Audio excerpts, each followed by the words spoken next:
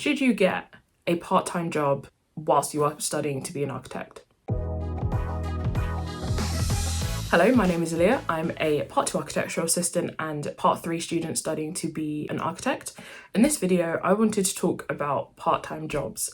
Part-time jobs as an architecture student specifically. You'll get a lot of advice, or you can get a lot of advice and different opinions on this from various people. You might have sort of gone to your lecturers or tutors and asked if it was the right thing to do. But for a lot of you, it might just be that you need the money and you just need to have a job as a Part 2, as a architecture student. So in this video, I wanted to share my experience as a architecture student and the part-time jobs that I had throughout my degrees. And then at the end, I'll sort of go over why certain jobs didn't work, why certain jobs did, and my tips as you go forward for applying and looking for a part-time job as an architecture student. So my first job as an architecture student, I got in my first year of architecture. I knew I needed the money right from the get-go. So I started looking during the summer before. I was trying to find something that was flexible, something that I thought would work with an architecture student schedule. I'd done like loads of research on it, and I found a job as a tutor. It was a tutor job for Tutors United. There are loads of sort of tutoring companies that you can work for as like part-time work. But I chose Tutors United. I did an interview, got the job, and it was in my university city, which was great. So once every 2 weeks, I went to a hall, and I think there might have been 15 to 20 students. There were about 10 or 11, and they came for maths tutoring. Why is that such a hard word to say? Maths tutoring. The session was an hour, and from the outside, it looked like it was a good sort of balance of time. It was an hour every 2 weeks. I enjoyed it. It was fun. Only issue was that between the 2 weeks, you then had to do lesson planning. It was a lot more work than I sort of initially thought about, but I did it for the whole year. But then I quit when I went into second year just because I wanted something a little bit more flexible. So second year, I decided to stay in the sort of idea of mentoring, tutoring, and I applied for a job as a student mentor for the university that I went to. This basically involved, I think it was over the year, I think there was a certain amount of sessions that I needed to do with 4 to 5 students separately, like individual sessions, but I had 4 to 5 students at a local school. This was really good. I got to sort of talk to them about any issues they were having at school or at home, and sort of talk through it with them. So this was once a week, 4 to 5 students, about 15-20 minutes each. So I was out of the house or out of uni for about, let's say, total 2 hours, including travel time, which was fine. And there was no sort of work in between that was necessary. The issue with this one was that it felt like there was a lot more commitment because these students sort of came to rely on me as a mentor. If I wasn't there, I knew it would be something that it wouldn't be good for them.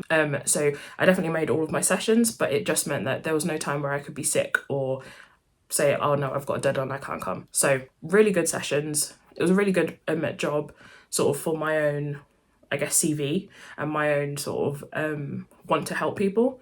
But in terms of like, as it got closer to deadlines, it wasn't that great.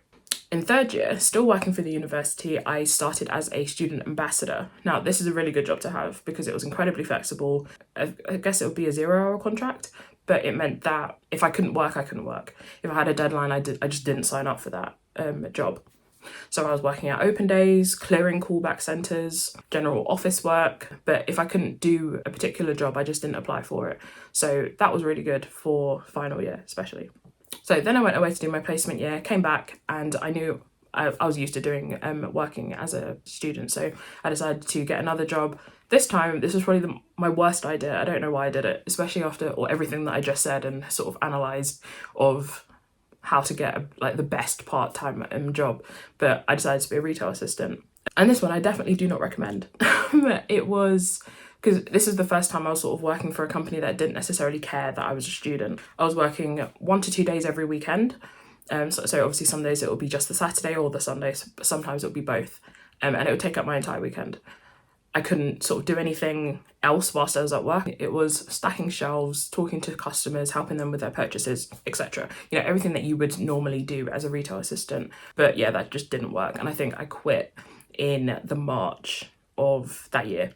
So just before all the deadlines happened and everything, which was a very good move of me, if I do say so myself, because it meant that I didn't have to deal with that. And I remember actually asking if, like, just before I quit, if I could just take sort of a couple of weeks off. Because it was a 0-hour contract, I assumed that I could, but I couldn't. So yeah, I quit that job. And immediately after that, I got the best job. The job that I stayed in for sort of the second half of my master's degree, going into my second year of my master's degree. And that was working as a welcome assistant for the student union. Perfect. This was the best job.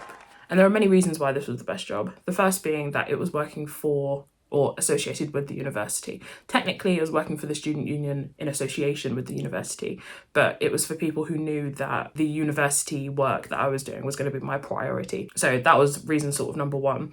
Number two was that it was short shifts. So I had 4-hour shifts. I could do 2 if I wanted to, but there were, I don't know how many of them were, let's say there were 20 of us across the university that sort of took on shifts, and you had to do at least 2 a week, so an 8-hour day total across the entire week, including weekends.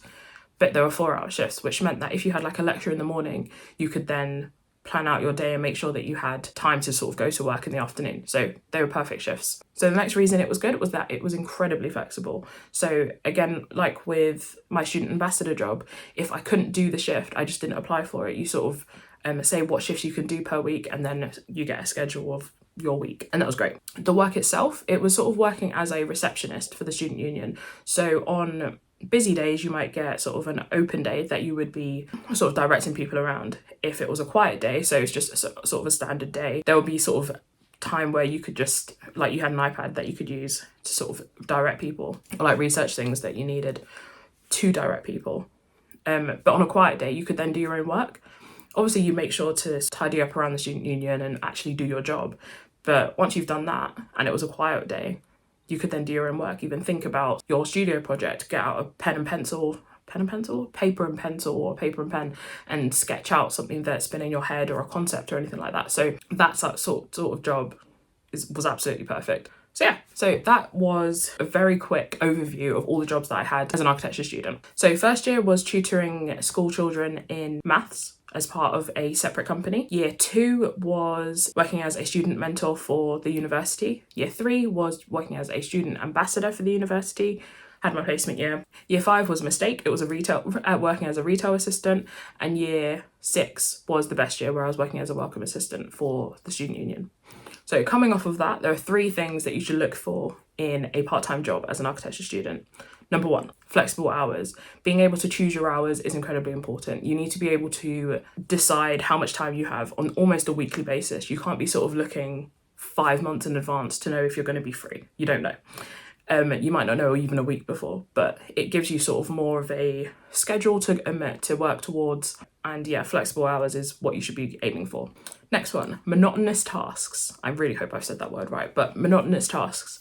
So tasks that allow your brain to sort of do other things. So in my work as a student union, the more I did the work, the more I just did it in the background. It wasn't like I was thinking about anything, which left my brain time to sort of think about my studio project, as I mentioned, or dissertation, or I could like research something. So that was really helpful. And the next one, which was really helpful in my work as a welcome assistant at the student union, was short shifts, which meant that I didn't have to take out an entire day to work. It was just a 4-hour shift that I could work around my lectures, seminars, or studio projects, or anything like that.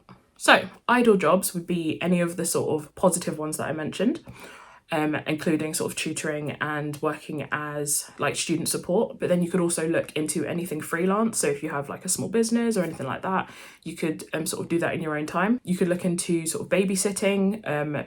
There are various like health and safety things you have to think about with that, but it's an option.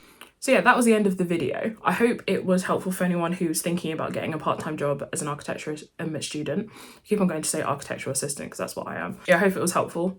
Hope it sort of gave you tips if you are thinking about what kind of job to get. Because at the end of the day, your degree should be your main priority. I know that not everyone has the luxury of not having to work, but even if you do work, again, your degree is your main priority. That's the thing that takes place within those 3 years. So yeah, those were just my experiences. I hope they were helpful, and I hope the tips were also helpful in terms of trying to find your part-time job as an architecture student. So I'll see you in the next one. Bye.